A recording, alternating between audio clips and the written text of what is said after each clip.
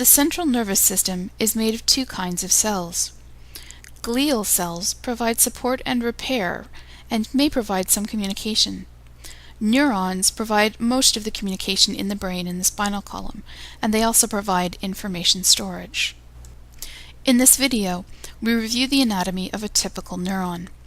The adult brain contains over 100 million neurons, but unlike other cells of the body, they cannot be replaced in the adult brain.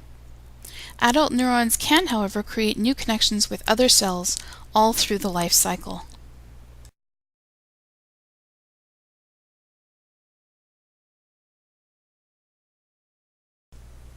The cell body is the location of important organelles required for energy production and organization.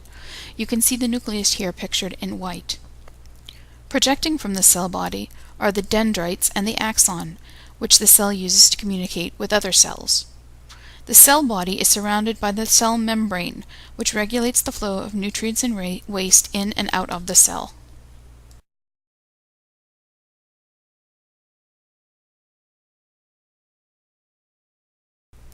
The dendrites are the branch-shaped extensions extending out from the cell body. The word dendrite is from the Latin word for tree. A neuron may have many dendrites. The dendrites receive messages from other cells and transmit them to the cell body through electrochemical signals passed along the cell membrane.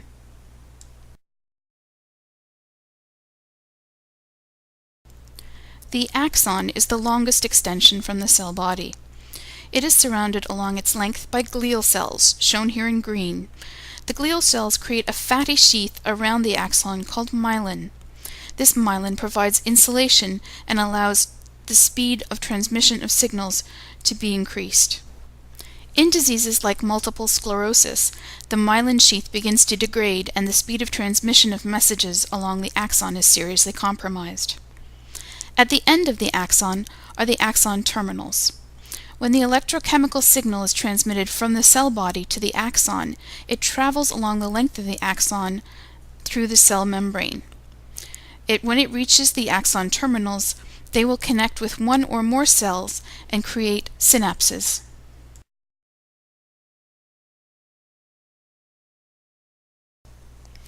The synapse is the space where an axon terminal connects with the dendrite or cell body of another cell. The cells do not actually touch. The first, or presynaptic cell, releases chemicals called neurotransmitters into the space. The cell membrane of the second, or postsynaptic cell, takes up the neurotransmitter, which causes it to fire, sending electrochemical signals along its membranes. In this way, the message is transmitted from one cell to another.